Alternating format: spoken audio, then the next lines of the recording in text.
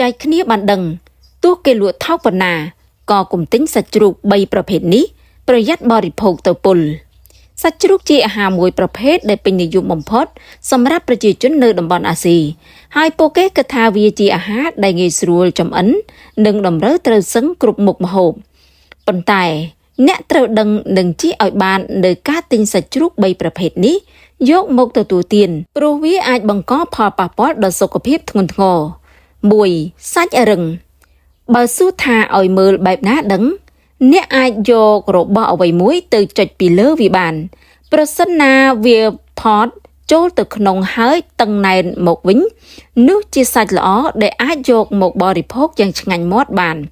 ផ្ទុយទៅវិញប្រសិនបើអ្នកចុចវាហើយវារឹងឬមិនផតត្រឡប់មកវិញទាល់តែសោះ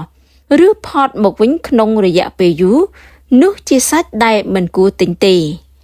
និយាយឲ្យសាមញ្ញទៅវាជាសាច់សល់ដែលគេខ្លះសេចោលរយៈពេលយូរហើយវាខាសជាតិទឹកសាច់ប្រភេទនេះវាលែងជាស្រស់ហើយមួយទៀតសារធាតុចិញ្ចឹមនៅក្នុងសរសៃនោះក៏ត្រូវបានបំផ្លាញស្ទើរតែទាំងអស់ដែរ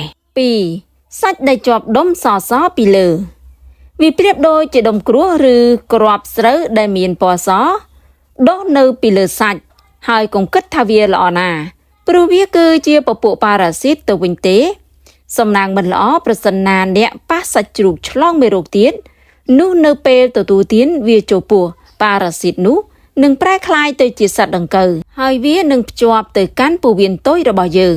ដែលអាចនាំឲ្យប៉ះពាល់ដល់ចរន្តឈាមខួរក្បាលភ្នែកនិងស្បែកជាដើម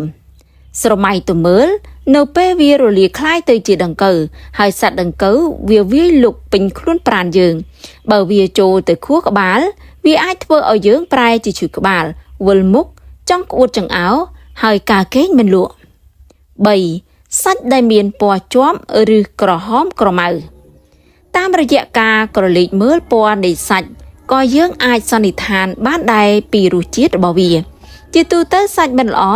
គឺមានពណ៌ស្រអាប់រាងក្រមៅខណៈដែលសាច់ជ្រូកធម្មតាគឺមានពណ៌ផ្កាឈូកស្លេកឬពណ៌ក្រហមឈាមចូលជ្រើសរើសឲ្យបានត្រឹមត្រូវព្រោះវាមិនត្រឹមតែប៉ះសាច់ដែលគ្មានរសជាតិទេមួយទៀតសោតដូចយើងនាំបាក់តេរីនិងប៉ារ៉ាស៊ីតចូលមកក្នុងខ្លួនដោយងាយៗអីចឹងហើយយូរទៅនឹងអាចបំផ្លាញប្រព័ន្ធភាពស៊ាំក្នុងខ្លួនយើងបាន